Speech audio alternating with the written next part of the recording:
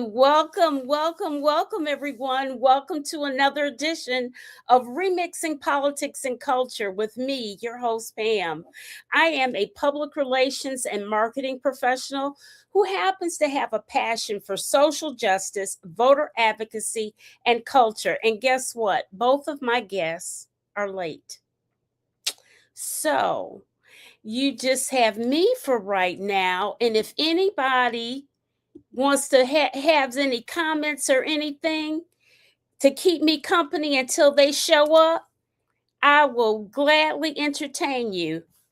Hello, everyone. Hello. I see people are on here.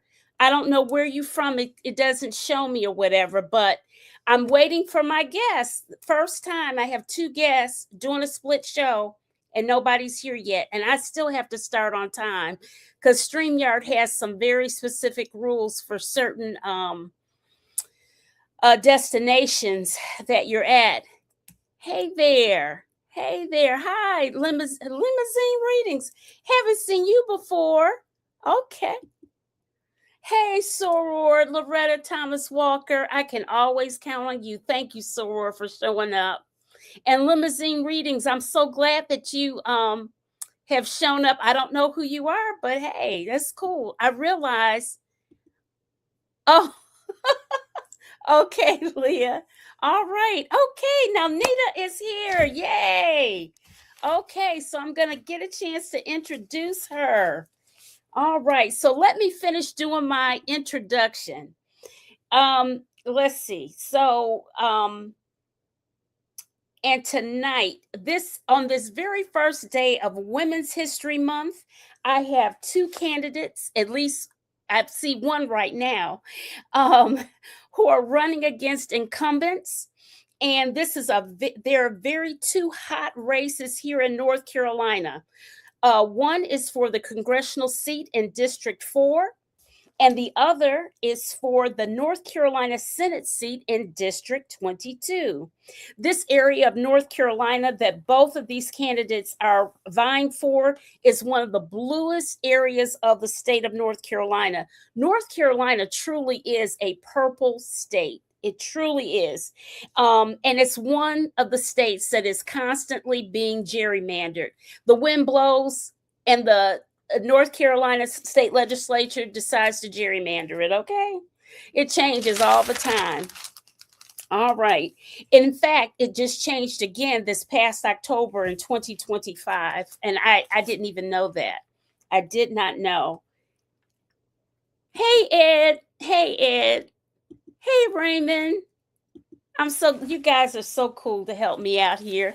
All right, so this is going to be a split show tonight, and I'm going to bring on Nida Alam first.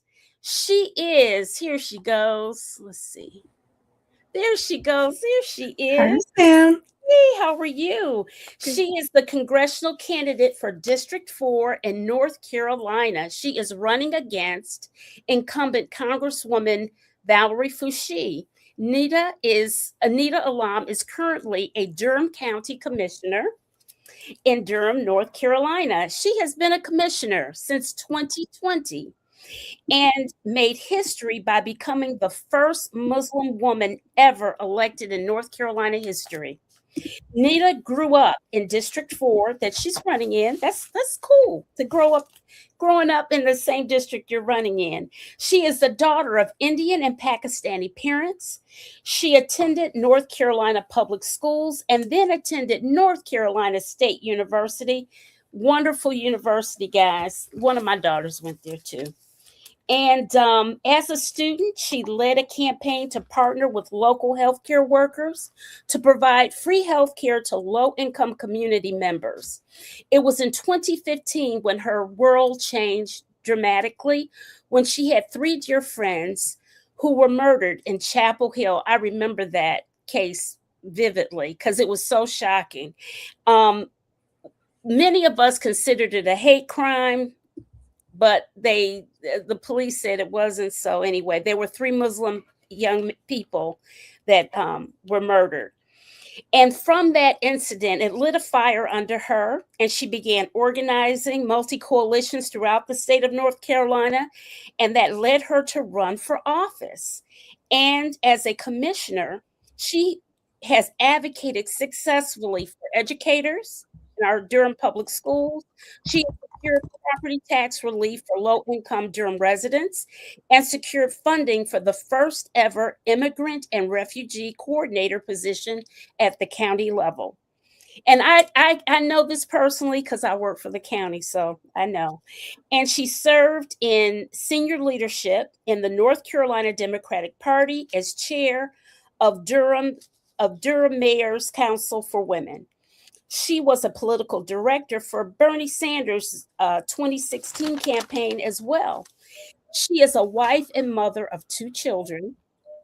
Welcome, Nita, to the show. Thank you so much, Miss Pam, for having me. Absolutely, absolutely. Let me say, a lot of people are saying hi, Pam. Hey, hey, hey. David, hey, David. Hi, Renee. Hi, John. So we have people here in the chat. Literally, everybody in the chat is from this great state of Michigan.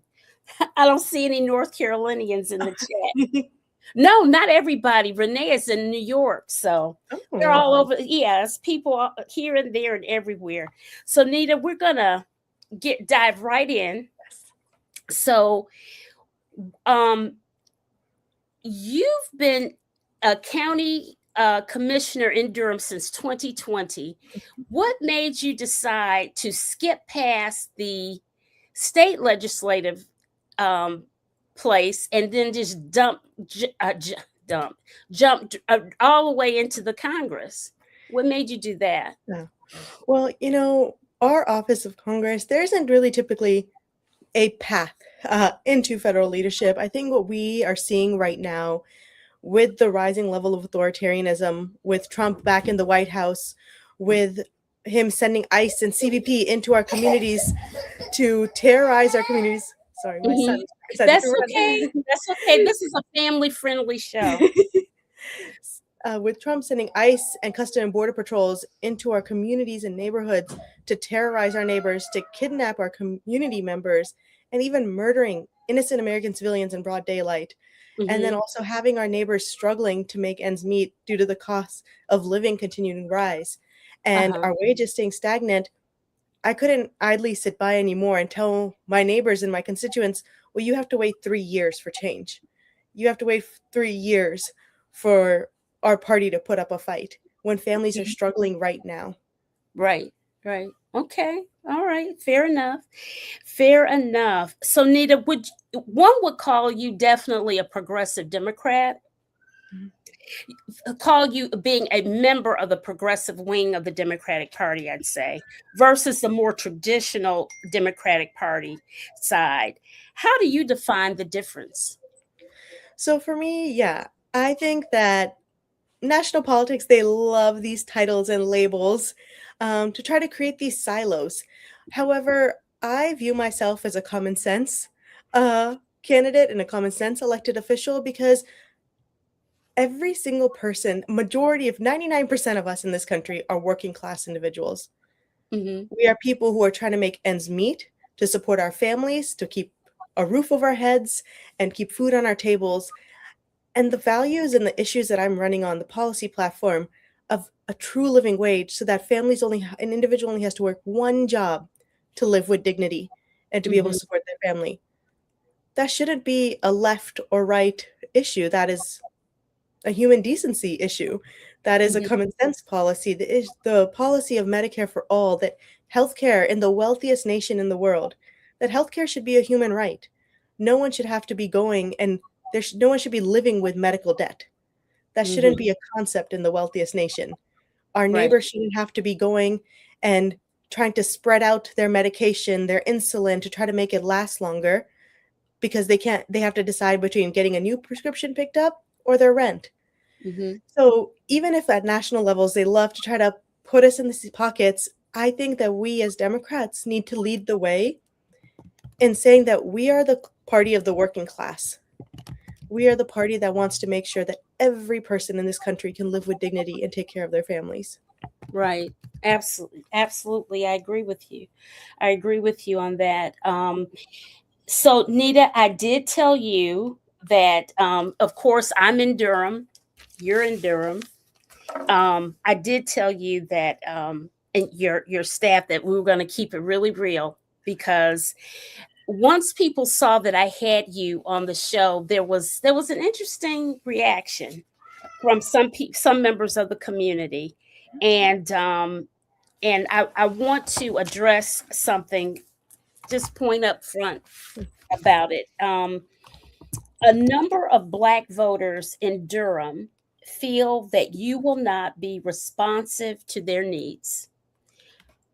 Specifically, they feel that you will use your ethnicity and religion as a positive for representing diversity, but you will not vote, but you will vote against those in the minority.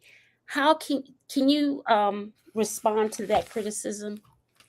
I think my record on the county commission shows that I have been a champion for our most marginalized communities, with the way that every year I've been on the commission, I've advocated for an increased funding for our public schools to make sure that every child has access to a high quality education, to make sure that every educator who is raising our next generation of children is paid a fair wage, especially when our state continues to fail to even pass a budget. Mm-hmm. I have created and worked to create and fund the first of its kind in Durham County low-income homeowner relief program, because we see our neighbors continuing to be driven out of their homes due to the rising cost of living, with Mm-hmm. property tax values rising. And so to be able to support our low-income and fixed-income neighbors, like folks who are retired, living on Social Security, that they're able to stay in their homes and we can keep our communities intact. Mm-hmm. That these policies and votes that I've taken have been for the betterment of our Black community, of our marginalized communities, to make sure that we are supporting our communities that have been systemically left behind. Mm-hmm. And that's what I'm going to do in DC as well. And, you know, as I mentioned, like the issues, the policy areas of fighting for Medicare for all, it's something that's going to help every human being, every person have access to healthcare in Mm-hmm. this country. We Mm-hmm. see so many people who are not even able to go to a primary care doctor because Yes. they don't have proper healthcare coverage and Mm-hmm. it's too expensive. We see parents struggling to take care of their families because they are working 2 or 3 jobs just to put food on the table. And that's why we need a true living wage. And I'm proud of the relationships that I've built within, you know, the community in Durham and across this district, within Black leadership and Black community members and spaces. And when I go to DC, I'm not going as just one individual. I Mm-hmm. know that I'm going as a representative of the entire district, of the entire region, and it's those voices that I wanna bring with me, not Mm-hmm. just my own. Mm-hmm. What do you think that you could do possibly to assuage that group, that element within Durham that has that criticism of you? Yeah, I think, you know, the way that I've been trying to address it is, you know, showing the record that I have as a county commissioner, but also before I became a county commissioner, the work that I did on the Durham Mayor's Council for Women to Mm-hmm. advocate for uh, women, trans women, non-binary people Mm-hmm. across Durham to lift up our communities that have been left behind, that have been systemically not included when it comes to access to resources, not included when it comes to access to jobs and continued education opportunities, and showing that track record, but also by building spaces and being in community to listen and Mm-hmm. to learn and to take feedback. And I've always tried to be as open as possible to feedback. Mm-hmm. And I know there may not always be Can't put agreement them. on every single issue, Yeah. but I think it's important for us to still come together and have those constructive, productive conversations Mm-hmm. to build a relationship and to find a way where our end goal is to take care of our neighbors. So Right. let's find a way to do that together. Right. Right. Right. Absolutely. So, Nita, I've got some other questions for you. Ice. Ice. I saw you and I was yelling at you through my phone as I saw you recording your interaction with ICE at Beauty World in Durham. Guys, Beauty World is this hypermarket in Durham, North Carolina. It's bigger than a super Walmart. It's about like that big of a place. And ICE had come into the Triangle area, into Raleigh and into Durham. And you were out there with your hijab on. You and my sorority sister, who has the last name of Torres, were out there, and I'm freaking out because I'm thinking you all could easily, you were targets, and you're fussing the man out live. It was all recorded, and telling him who he couldn't take in and all that type of stuff. What made you go out there, Nita, and put yourself on the line?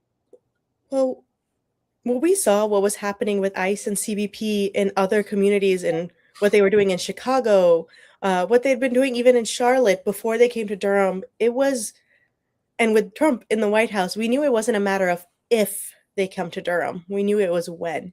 Mm-hmm. And so I had been working on the ground with organizations like Siembra, North Carolina, from even before they arrived in November, October, to lead Know Your Rights trainings to get our communities ready and as well prepared as we could be to know that, you don't have to open and let ICE into your home or into your private business without a warrant.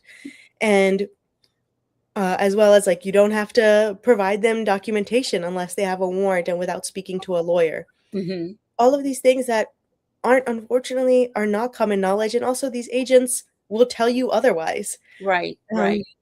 and when you have an agent with a badge and heavily armed coming at you, it does instill fear in you. And we wanted to make sure that we educated our community members as best as possible to preemptively prepare them and protect them. But we also knew that it wasn't going to be like that, wouldn't be enough, that we Mm-hmm. needed to be doing ICE verification and making sure that our neighbors weren't kidnapped into the dark, or even worse, like murdered, like we've been seeing across Yeah. the country. Yes. And so me and several elected officials and community leaders had gone through ICE verification training as well as leading ICE verification training. So when we had heard sightings were happening in Durham, Mm-hmm. I immediately jumped in my minivan, as well as I think it was like dozens of us across Durham, spread Mm-hmm. apart, driving from business to business where we heard that there were possible sightings, and they were targeting communities, shopping centers, and spaces where there traditionally are immigrant communities frequent. Mm-hmm. And they were looking for anyone who looked different, who had a little bit more melanin in our skin to Yeah. target. Well, were included in that look, Yeah. as was my sorority sister, and I was petrified that day. I remember that vividly.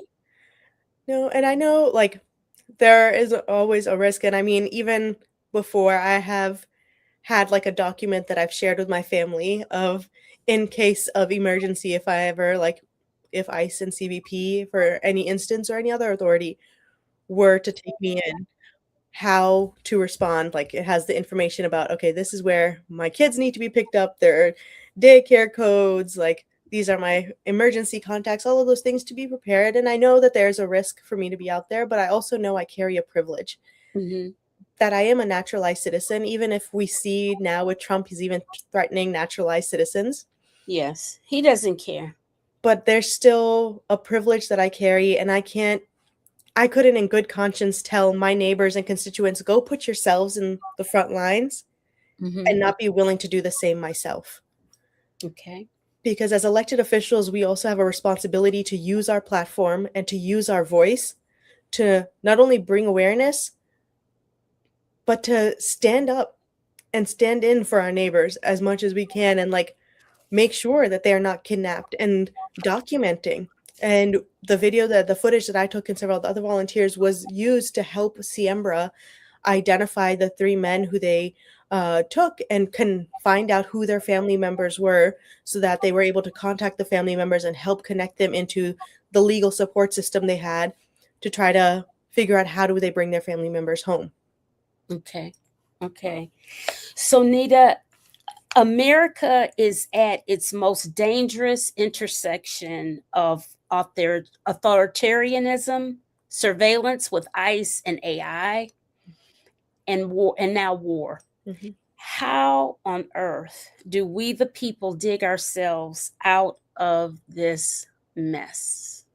Well, I mean, Ring, it's by holding our elected officials accountable and pushing them to do better, especially within our own party. As you know, I'm a Democrat. I believe you're a Democrat, Pam, or Mhm, I I mean, am. yes, I that am. we This is an opinion show, and not nobody that's MAGA light or MAGA 100% can come on. That's it's opinion journalism, but yes, journalism nevertheless. But yeah, yeah, it's targeted. that we should be doing better as the Democratic Party, especially in our safest blue seats like this one. Well, Hmm. quite frankly, there isn't anything to lose in the general election, so why are we not using our voice to put up the strongest fight against Trump and authoritarianism and this right-wing MAGA movement, and instead of accepting checks and being bankrolled by the very same entities that put Trump and his MAGA Republican friends into office? And I've been always very clear and very transparent that I do not accept a cent from corporate PAC money or, any super PAC that's funded by right wing billionaires or any entity that has put Trump into power. And Hmm. we're seeing especially what those entities wanted, what those corporations have wanted with this war in Iran, this Hmm. illegal war that Trump has started where he has striked a school, killing over 100 elementary school children Hmm. using AI technology by the very company that has invested over $1.3 million into this election to try to stop my race, to try to stop our victory. To have in a Democratic primary $1.3 million of AI money to come in from and the AI company that has been a part of the Iran strike, as well as was used in Trump's illegal invasion into Venezuela when he kidnapped President Maduro. Hmm. To have that Are money you coming into our speaking of safe blue seat? Anthropic? Is that who you're Yes. speaking of? Now, right now, from what I understand, Anthropic, when I looked into that with their PAC that they were funding, they said that they were doing, to be clear, they said that they were doing something responsible for AI. And then now they're in a big fight with Trump, where Trump is saying they're not using any of their stuff anymore because they would not capitulate to use the AI the way he wanted it used for the defense, for his nefarious reasons. So, Yeah, well, their technology was still used in this Iranian attack. mhm, Their technology was still used in the Venezuela invasion. And mhm, also, if I am the candidate in this race that has said that I believe that we need a national moratorium on AI data centers and has been very clear on mhm. how we need to implement more regulations on the AI industry. So if that Yeah. was truly Anthropic's priorities, then why would they be working against the pro-regulation candidate in this race? Well, you know what? Yeah. I'm going to leave that alone. But I will say, our government never really got a hold of social media, yet alone AI. And AI is very, very scary in many ways. Um, I um, I have been involved with it in doing presentations and things like that, putting people on platforms about AI in the National Association of Black Journalists and whatnot. So I'm very And familiar and and AI is very gonna concerned. exist. And AI is gonna exist, and it's not a matter of ending and blocking AI. It's a Uh-huh. matter of how do we make sure that AI grows responsibly, that it Right, is not coming into our communities and destroying our environment and raising our neighbors' electricity prices right. and consuming millions of gallons of water every Water. single day. Yeah, the water thing is what's really frightening to me. And but to that point, Nita, and this is me getting into my nerdy sense, is that the Chinese have figured out a way to do some underground water type of things for their AI. I'm not even using the No, correct and term that's the thing, for it. like, we need to have proper regulations in place before We have it because these companies, they care about their bottom line. So they are going to do their construction and their projects in the way that is cheapest for them and turns Mhm, the largest profit. mhm, They are mhm, not going to care about protecting our neighbors' drinking water.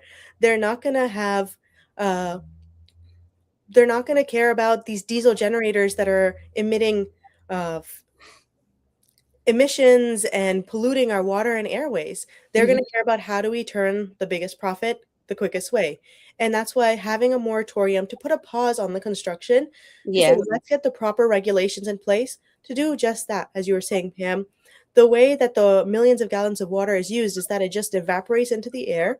Mhm, And the data center, for example, that's being debated in this district in Apex, mhm, the town of Apex's water, drinking water and water source is Jordan Lake. That is not mhm. an infinite source of water. No, it is not. When that That runs dry, yeah. it's our neighbor's tap water that's going to be it. Mhm. Yeah. There's one question in the chat. Well, how do Commissioner Alam address the commercials that have been released that Jackie Smith feels that are somewhat disparaging and do not share the full statement about what her opponent is responding to about donations? Well, we do know that I will say this, I do know that she has put it on record that she is no longer going to accept any APAC money or anything like that. So that much I know. Well, there is a super PAC that has come into this race called Article One. That is a PAC that was used even in New Jersey to try to stop Ana Lilia Mejia, who ultimately, thankfully, won her election. Mhm. But the only reported donor of this super PAC is Mhm. an APAC super mega donor. Mhm. And it is a super PAC that has been closely aligned with APAC and has journalists have been documenting how it has been tied to APAC and that industry. And it Mhm. is not enough to just say one PAC because Mhm. it is the entire pro Israel lobby that Mhm. is pushing for uh, more funding of military arms to Israel in the midst of the genocide, as well as now what we're seeing in Iran with Trump's illegal war that he has started alongside Israel into Iran. So let's switch to this war Mhm, situation now. Now that we are at war, if you are elected to Congress, what will you do to curtail the war president known as Trump? mhm. Well, we He's need out of control, Nita. oh, he He's is. I mean, he has violated every law when it doesn't matter what the courts say. Mhm. It really doesn't matter. He'll still do something anyway, you know? It's like he doesn't care. And somehow, even though he does, I don't know what do you do when somebody doesn't obey the court order, and then he has regulation over the whole Department of Justice. Yeah, and that's why, as the members of Congress, they have a responsibility to hold Trump and his administration accountable. They have a responsibility to pass the war powers resolution that has been introduced by Representative Ro Khanna. Hmm. And this is a resolution that was introduced weeks ago. But Hmm. unfortunately, Democratic leadership held it up and so that it didn't come to a vote. And now we're in the space exactly where we expect it to be, with Trump entering into another forever war, an unnecessary war, Yes, killing over 100 elementary school children yes. and also American troops. If this war powers resolution had been signed and pushed forward by Democratic leadership weeks ago, we may not have been in this situation. I have my own personal misgivings with Hakeem and Schumer. I just well, but anyway, Narissa's comment. Hi, Narissa. Thank you for running. What do you say about Fushi? Okay, we've already addressed that, Narissa. She's already talked about the AI money and that type of thing already. So we don't need to. talk about that again. But I think, is there anything that you would like to say about your race and what you hope to do? And then we'll go on to Deidreana Freeman, our other person running for office in North Carolina. Yes, I just want to thank you so much again, Pam, for having me on. You know, as I mentioned, I'm running a campaign to be a champion for working class people. And I believe that to truly be a champion for a true living wage, Medicare for all, a Green New Deal, you can't be accepting money from the very lobby industries that spend millions of dollars every year to kill this legislation. For Medicare for all, we see the pharmaceutical lobby, the private hospital lobby spending millions of dollars to block Medicare for all because it's about their bottom line. They don't care about working class people having access to healthcare. With a true living wage, to not be accepting money from these corporations like Walmart that are union busting and pay unlivable wages. Mm-hmm. We can't have you can't fight for a Green New Deal when you're accepting money from the AI lobby that is destroying our environment with these AI data centers, as well as corporations like Entergy and 3M that pollute our air and water. Mm-hmm. I'm the only candidate in this race that has been clear that I will never accept a cent from corporate PACs, from corporate defense contractors like Lockheed Martin, Raytheon, from the pro Israel lobby, because I am running to represent the 99%, the working families of this district and across the country. Well, you've got a lot of money now. I'm gonna ask. I got to ask this question. So you have Bernie Sanders as he's like your key person that is has endorsed you, and I see why, because you've done so much work for Bernie Sanders. But what about local endorsements? What local endorsements do you have? Because your opponent has the governor and a bunch of other people. Who do you have? Yeah, I'm proud of a lot of the grassroots progressive organizations and elected officials that I have the endorsements of. You know, here in Durham, like Councilmember Caballero, Councilmember Rist, Commissioner Jacobs, Chair Mike Lee, and then also the chair of the Wake County Democratic Party, Wesley Nutt, and several progressive organizations at the national and local level, like North Carolina Asian Americans Together, Sunrise Movement, Justice Democrats, Working Families Party, Leaders We Deserve, like on and on and on. And all of these elected officials and organizations, these are grassroots progressives and folks who are fighting for working class families. And I'm not running for the status quo. I'm not running for the establishment. I'm running for change to represent the communities that have not had a seat at the table. Okay. Well, we will end right there. Thank you And so much. I have appreciated you coming on. And thank you for coming, Nita. I You have the appreciate it. rest of the night with your young children. Yes, Right. thank you. Thank Bye. you. Take care. Bye bye. All right, guys. So, on this second part of the show, Deidreana, I see you are back there, but I don't see your pretty face. So, for this second part of my show, I have Deidreana Freeman. There she is. She is currently a candidate for North Carolina State Senate District 22. She is running against incumbent Sophia Chitlick. Deidreana is a nonprofit leader, policy strategist, and a two-term Durham City Council member with more than 20 years of experience in advancing social, economic, and environmental justice.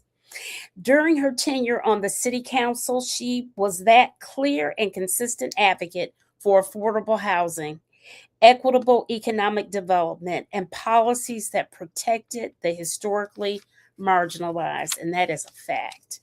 Professionally, Freeman served as Director of Partnership Development of Corner Square Community Capital. There, she supported financial institutions across 17 states and helped grow community investment from $2.4 million to $24 million in 1 year. She's also served as special assistant to the president of Durham Children's Initiative. She served in both local and state Democratic Party leadership and resides in Durham, North Carolina, with her husband and 3 children. Welcome to the show, Deidreana. Hello, and thank you for having me on. Absolutely, absolutely. I'm so glad to have you on because I have known of your work for some time. I remember when you first ran, and now you're like all cemented in the network and everything of city council life, private citizen, now running again for state senate, which I asked Nita, because she's going from county commissioner to the, jumping to Congress, and you're going from city council to the state, of which, guys, the state of North Carolina doesn't have a budget, the only state in the union without a budget. So, Deidreana, if you get elected, girl, to the Senate, you got some headaches on your hands, okay? Well, I Okay. think either way, we all have some headaches on our hands because these are our tax dollars that are not being used correctly or at all at this point. And we want to make sure that it's moving and there are actually resources available to our cities, our towns, and all the villages across this state. Mhm. Okay, look at this. You getting a phone call? I know, and clearly somebody that does not realize I am on my show. I And don't know see, who that's that the is. thing with the Mac computer; everything is all synced in. It So, is. so You Deidre, make sure I mute mine just because you said just because you said it. so Deidreana, what inspired you to run for state senate? I want to say that it's my protest, just knowing everything that's been going on in Durham Uh-huh. and in North Carolina. I felt Uh-huh. like being on the ballot was a must. I've been watching for a long time, and we've been steadily going backwards. And I think Mhm. folks focus on the state, on the national level and the state level in a Mhm. different way than they do locally. And I want to make sure people understand, like the local government that's Yes. operating in our city Yes. is in trouble. And we need to make sure that we're paying attention to what's going on. So right now, the city's going through its budget process, the county's going through its budget process, and you're talking about billions of dollars that'll be Mhm. spent. And if we're not working hard at the state level to make sure that those billions of dollars are supported, then it Mhm. means that those projects, those street projects, those road projects, all of the schools that need to be built, those all fall on the taxpayers of this county and this city, and that's Mhm. unfortunate, and that's not how it should operate. Okay. So, if you were elected, what are your 3 priorities? Oh my goodness. I think specifically when you think about social, economic, and environmental justice, there are Mhm. different areas and Mhm. there's some overlap. But on the social side, it's really around figuring out how to make sure that our housing um, Girl, uh, that is that more affordable. let's just stop right there. The house. Okay. And I'm not just saying that for just fluff. I mean I the know actual it's not materials fluff. we use, the actual funding sources that are in place, all of those things can make housing more affordable if we are putting the right policy forward. And right now we're not. We can't be because listen, I'm in DSS, and you've got all these frontline workers that cannot afford to live here. Yes. So you've got people driving from 2 hours away. yeah, Mhm, yes, ma'am. They're mhm, driving 2 hours away, and your frontline workers. So many of those workers even start at 7:30. mhm. Your teachers, your firefighters, your police officers, Yeah. and many of those folks, like you mentioned, in social services, in the health department, if they Yeah. can afford to live here, then Right. they're not serving their own community and in the way in which they could if they were to be a part of the community, like at fully part, like living, working, and playing in the same community with the residents that they serve. Hmm. And so Yeah. I worked really hard at the municipal level to make sure that we were raising our wages. And I tell you, that's going to be a challenge this next coming budget cycle, Yes. considering all the things that are That are going happening. on. And Yeah. so just trying to figure out how to make sure that our city workers were covered Yeah. and supported. We were actually doing what we say we wanted to see in other companies and Mhm. giving them a dignified wage that could actually allow them to afford to live in Durham. Right. Right. It is so frustrating because when we're like the hot state. and our region is hot. Everybody wants to move here. But the problem with that is that when these companies come here, I often think that we give them too big of a sweetheart deal with tax breaks, and it serves no purpose to the Well, people who have to live here. If you're giving them big fat tax breaks, as it is, Duke has the biggest tax break and most real estate in the yeah. area. I mean, even if they just paid their water bill, we'd be in better position. But Water I bill. want to say that there's there's a disconnect because when you say hot state, it's Yeah. hot because our taxes are lower, our corporate like structures are kinder, Mhm, and all of the resources are in place. Like we live in the triangle with mhm. universities like North Carolina Central and Duke and UNC. Like the we have a rich um, Yes. labor force here in Durham, Yes. Yes. and I mean, just in this triangle area itself, the average wage, like the average, I'll say the area median income being around $115,000, you know, Mhm. that's far from the norm Oh, for the residents that sure live here. is. As if you're still making $7.25 an hour, $40 Girl. a week, you're like $900 a month. And those are the things like that type of lived experience of being a worker Yes. who Yes. has like had to struggle from that, Mhm. moving policy that actually is impactful in ways that aren't harmful is my focus. And so on the top three issues Mhm. is that you know making sure housing works, making sure um, your wages work or your income if you're starting a business, and then Mhm. supporting the environment, making sure we know we only have one earth, one place to live, and that is here. And if we're not taking care of our air, our water, and our land, we're in trouble. Right, right, absolutely. How would you ex how North Carolina, that's one of my let me read my questions here. North Carolina has seen some shifts in the job market and small business challenges. What specific actions would you take to attract good paying jobs and more importantly support small businesses in our district? Oh, that's a great question. I know specifically supporting the small businesses is what I was doing with Corner Square Community Capital and Mhm, making funds available. There are so many small businesses that could do so much more with just $120,000 credit line. You know, mhm. making sure that they're connected to resources, whether they're community development financial institutions or large corporation banks, you know, corporate banks that are funding. Connecting folks to those pipelines of resources is important, and I know how to build those pipelines. And so Okay.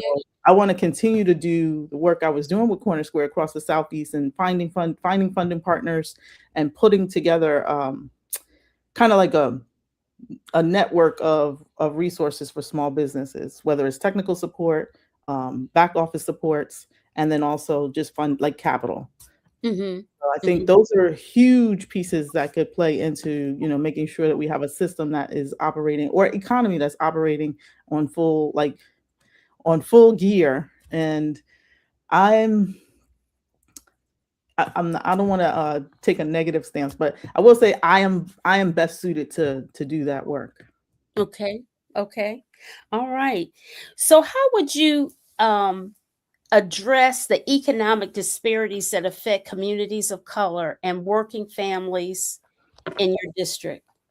I mean, I think for all of the work that I did with Durham Children's Initiative and identifying, you know, like that whole school to prison pipeline, you Mhm. understand that those deficits are based on a system based on racism, and Yeah. addressing the racism is the key. And it's not just racism; it's the othering of people with Othering. disabilities, people who are of you know women and children, like Mhm. making sure that those resources in place Mhm.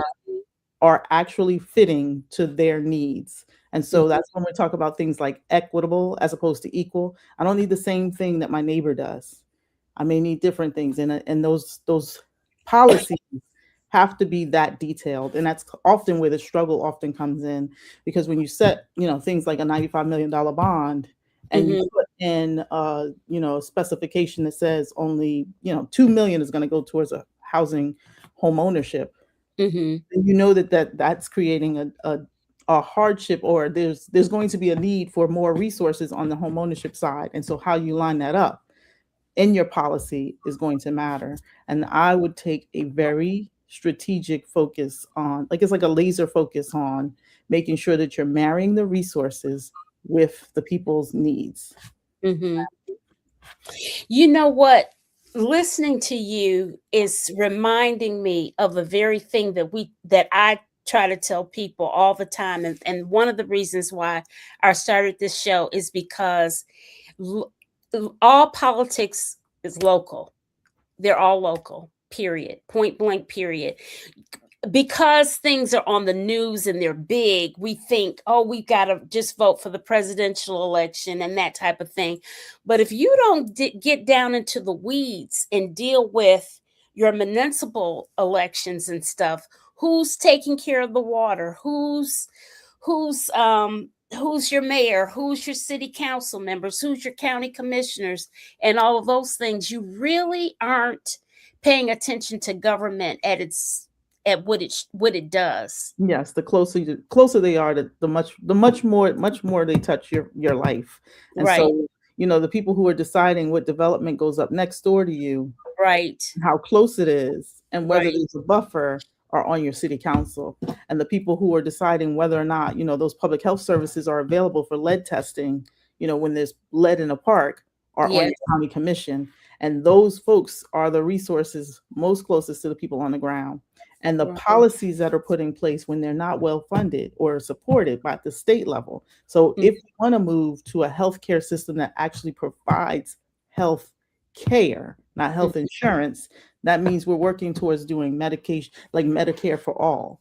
And what that Yes. looks like is walking towards that, as opposed to this piecemeal approach of, trying to figure out how to serve just kids or just pregnant women, Mhm, and then also not serving anyone at all.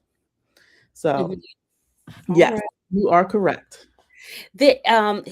Jackie has another question in here. What does candidate Deidreana believe her top three platform items how it sets her apart from the incumbent to make an impact in the state? So yeah, that's a very good. Thank you, Jackie. That's a very good question. Top three platform. I would Yeah, say items. How does this set you apart from your incumbent? I would say that my lived experience of Mhm, being a mom of twins and a singleton, working in community with folks and not for folks, definitely set me apart from the incumbent. And I will also say that the 20 plus years of relationship building I've done in Durham, North Carolina itself, mhm, um, sets me apart to build actual policies and to move actual legislation, mhm, with partners across the state and the country, through networks of people who have been in municipal office and also in all the other offices. I work really closely with folks in the National League of Cities and the North Carolina Municipal League, the mhm. League of Municipalities. Goodness. It's tongue twister. Yeah, and I think that, the chance to put legislative agendas together that meet the needs of the state of North Carolina and the Mhm, people of North Carolina make a very different have a different impact. And so I know that there are policies around water that it's not, red or blue or Democrat Republicans. no, it's not. This is No, a it's this is a resource we all need, and whether it's urban or rural, these are not. resources that we all are trying to make sure are in place. And so I know that my work, I hate to say it that way, but my work does speak for itself. I think I've been very, impactful. I've pushed folks to see things the way that they need to, as far as race and racism. I've also Mhm, held folks accountable. I'll call anyone out causing harm in our community, and I don't have mhm. any qualms about being targeted or called the angry Black woman around it, because I do think that there are things that need to be addressed. Okay. All right. Let's see here. So, Deidreana, since we are the only state in the country without a budget, how that means to what that says to me is that we have a negotiation, communication problem with these MAGAs in our state legislature. How would you Mm, deal with them? mm. I What would would say that it's even deeper than that because the MAGAs are having difficulties with each other. Mhm. So if there's any way to parse State out, in our state government, you I know, mean, that I having mean, problems. the majority is Republican. The majority, are supporters of Trump. And if Mhm, they're having disagreement with each other, then we mhm. need to figure out how to straighten some of that out. And I know I'm a good person to straighten some things out. But I will say that I think when they come back in session in April, I have full confidence that they will come up with a budget. I don't think Yes. it'll go much further than this. It's horrible that it was not done in October of last year, but here we are today, and I do think that they will get it done. And as we go forward, I would definitely be you got to pick up the phone. You got to make those calls. You got to make sure people understand like what's at stake and put the pressure on people where they need it. And Mhm, I'm a great organizer mm, who believes in the power of people. And mhm. so I would continue to focus on pushing people in and pulling people in to get that done. One of the issues that I'm very, very concerned about is education. Last week I did a show on education. I had two um, school board candidates, one in Guilford County and one in Durham County. And Mm, that was a really good show. It was really informative and I felt very sad too because our educators, first off, on the national level, they've dismantled the Department of Education effectively, right? yeah. And then when you don't have anything being formalized on the national level, then how does anything good trickle down, to the local governments? Yeah. I will So say that. Go ahead. so my thing is what do you what are your thoughts on education funding and how to bring some rhyme or reason to that whole scenario in state legislature? I mean, I think that North Carolina sets itself apart just in general because it has stated in its constitution that public education is a right. And so making sure that we actually live into that in our state budget is incredibly important. I Mhm. think it's always knocks you upside the head to think about how Leandro is a grown man with children and And we're and still the not. schools are still not fully funded. And Yeah. we know what our schools need. I mean, here in Durham, we're watching developments spring up here and there and everywhere, and very Right. few new elementary and middle schools being built. And we know that the schools that are here, if you've ever been in Eastway or Fayetteville Street, you can Mhm. see, things like sewage coming in or just the building crumbling. It's older, and it needs the attention. Eastwood needs attention already. Well, Eastway, well, I because I work really closely with Y.E. Smith and Eastway, I know very clearly the infrastructure issues that they have. Yes, they Oh, do. Yes, really? Because yeah. that building is relatively new when you compare it to Fayetteville Street. From the So 90s. Yes, but between all of I will say that the sewer pipes aren't as new as they need to be. And okay. so the money that you spend in the ground is so much more expensive.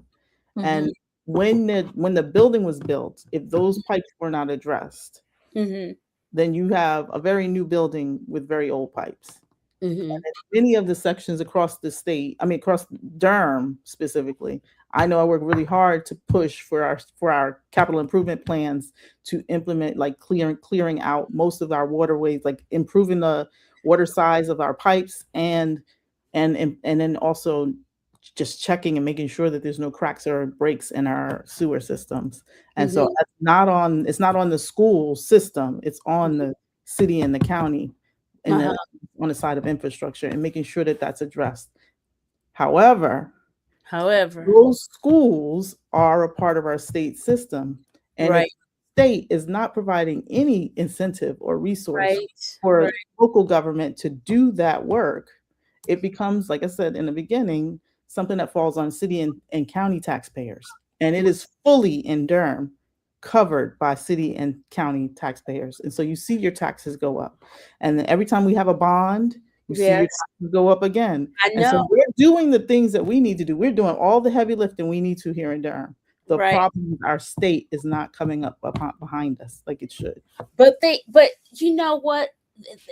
That's illegal then, and something has to be. We've got. I don't know which is it. Something that the people can do, organize to do I against the think state legislature, I other think than vote them out, since we're gerrymandered to death. You know. Yeah, and I do think that that's the organizing that I would bring to the conversation, because I mean you have to know these things on the ground. I don't need people to tell me when I've seen it with my own eyes. I've seen that sewage in the schools, in the kindergarten classroom, where they're rolling up the rug and throwing it away. Oh God. Oh, Yeah. good grief. Wow. Yeah. So, Deidreana, tell us what we need to know, because the primary day is March 3rd.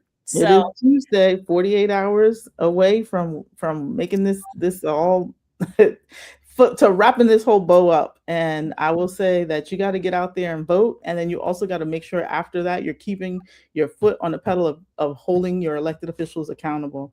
mhm, I will note that, coming on post the prior guests, I want to mhm, say very clearly that my Congresswoman Valerie Fushi has been a phenomenal partner in mhm, Congress, and she has provided all of the resources I've needed. mhm, Whenever I've called on her, she's answered, and everything that I attribute her position on um, the transportation board, or for the federal government, for part and parcel for the way we've been able to do some of the work and the infrastructure for this, for specifically on Holloway Street, or for mhm, many of the roads that needed repair, even mhm, getting finished with oh my gosh, with Austin Avenue. It's mhm. almost done. It's been like, so they submitted the request in 1965, and here we are in 2026, and it's almost done. Oh my God. Yeah. So I want to say very wholeheartedly that Yeah, we've got to get out here and vote, but we've got to vote for folks who are actually doing the work. And I say that mhm, again, the work to mhm, get things done. It's not about any of this, like, talking points. It's not about these little, tit for tats. It's really like, how are we represented? How are we making sure that we have people in place that are going to fight for us in a way mhm. that is actually beneficial to the people on the ground? Okay. All right. All right. Well, that's our time for the show. This is my first time doing a split show. It's so weird to me because 'cause usually I have multiple people up talking at once and Well, stuff. I'm just grateful you can make space and time, because I know I Oh, couldn't be on at the beginning. So thank you. yeah, I'm so glad. I'm so glad that it all worked out, because I've been wanting you to come on for some time, but this is perfect. Everything works out on time, and It and does. It and does. I believe. I believe. I have pure faith in my in my heart that this is all the way it's supposed to be, and yeah. it will be what it needs to be.